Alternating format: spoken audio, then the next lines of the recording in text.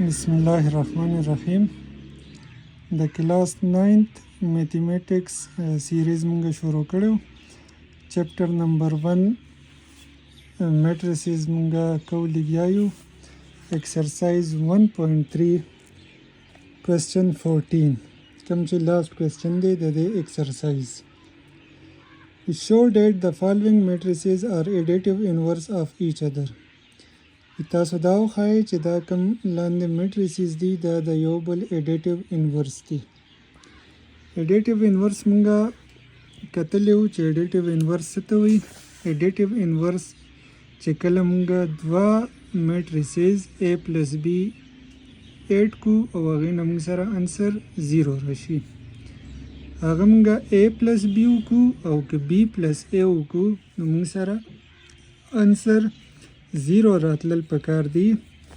که انسر مونږ سره 0 راشي نو د دې مطلب به دا وي چې دغه دواړه میټریسز ایډیټیو انورس دي.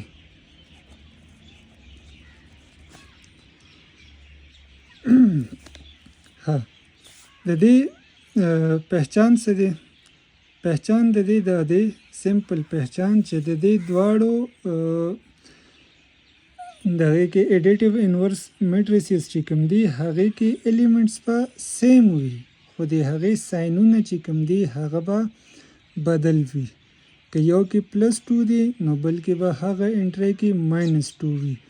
که یو میټرکس کې یو انټری +5 ته نو بل میټرکس کې به هغه انټری -5 وي.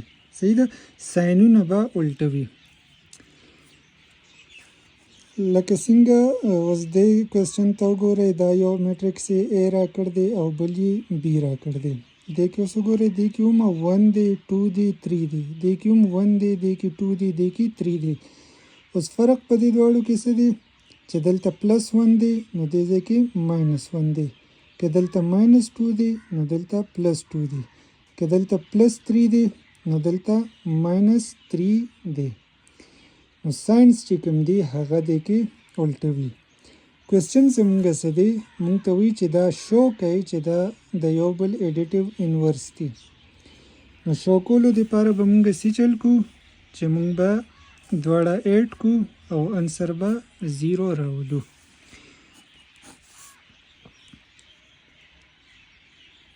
اولنی میټرکس دی مونږ سره 1 -2 -3 دا میټرکس A دی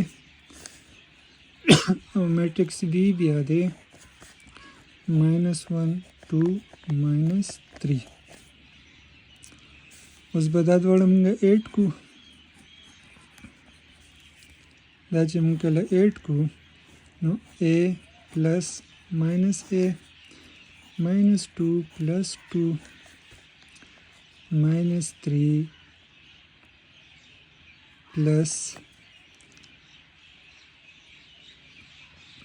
3.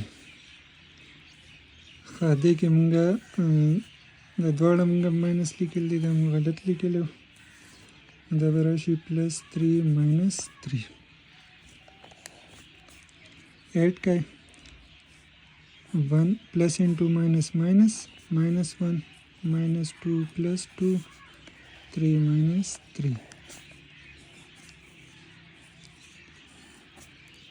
1 -1 0 -2 + 2 0 3 -3 0. دا موږ سره A پلس B چې کوم هو هغه 0 راغی. چې کله انسر دا ستا ټول انټرین 0 راشي، 0 میټرکس موږ سره په انسر کې راشي، نو د هغې مطلب څه دی چې کوم میټریسز چې مونږه ایډ کړ دي جمع کړ دي دغه میټریسز د دواړو د یو بل ایډیټیو انورس دي. A پلس B مونږ وکړه او انسر مونږ سره 0 میټرکس راغی، ټول انټرین 0 0 راغی، نو د دې مطلب دا دی چې A او B میټرکس چې کوم دی دا د یو بل ایډیټیو انورس دی. دغه شان دویم نمبر کوېسچن کې مونږ لا یې راکړی دی میټرکس C او D. د دې فایند کولو له به مونږ C پلس D به وکړو دواړه میټریکس یې په جمع کوو، دې نه به هم موږ سره انسر 0 راشي او دغه شانتې کې کوېسچن نمبر 3 کې به هم موږ سره انسر چې کوم دی هغه به 0 میټریکس راشي. 0 میټریکس څه ته وي؟ کوم کې چې ټولې انټریانې 0 وي. صحیح ده؟ دا بالکل سمپل دی، صرف ایډیشن کول دي که نه.